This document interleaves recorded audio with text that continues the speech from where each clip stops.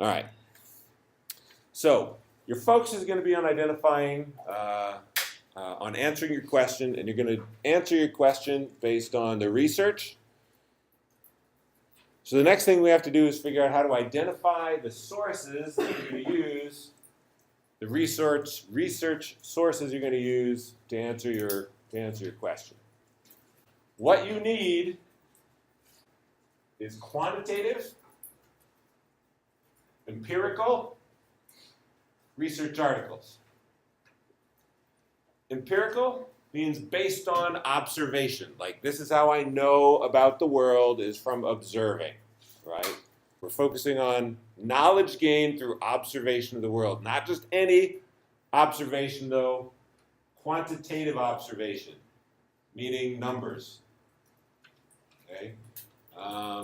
There are empirical researchers historians are empirical researchers. Well, I read some documents, and I read some more documents, and then I thought about the documents, and this is my insight. Okay? Anthropologists, archaeologists, well, a lot of them are quantitative now too. So basically you're looking for experiments, surveys, content analyses, stuff like that. Okay?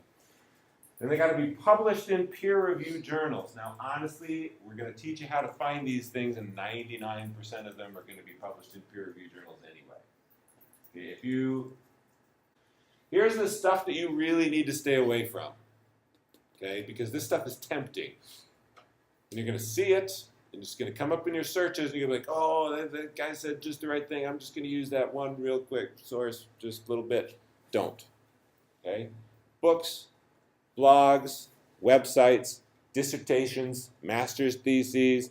I get, this one's a pet peeve, so I get people citing other undergraduates' research papers that they had to post online at like Omaha State University in Nebraska.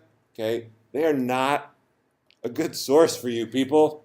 First of all, you are smarter than them. Okay, don't cite them, make them cite you. Okay. But more to the point, they're not quantitative empirical research articles, and when they are, they're really badly written, like senior thesis things where they just didn't know what they were doing, right? So published stuff, okay? So I thought we could take a look at a couple examples and see what we think.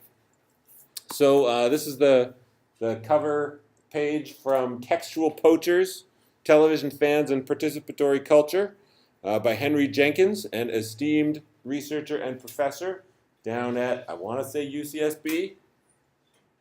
Like 85% sure that's where he is right now. I've read this book. It informs my research on fans and fan culture, and it's amazing. It's a good resource. How about this one? Okay, this is see, it's in the Journal of Marketing Management, so it's in a journal. It's celebrity endorsement, a literature review. You know what a literature review is? So it's a review of other articles. So it's an article where somebody went back and they found all the other articles about something, and then they just tell you, here's all the articles about something, and this is collectively sort of what they say. How's this one? We doing okay? This one's better, right? This one's good. I should use this one. Unacceptable sources, right? You're basically doing a literature review. So cite literature.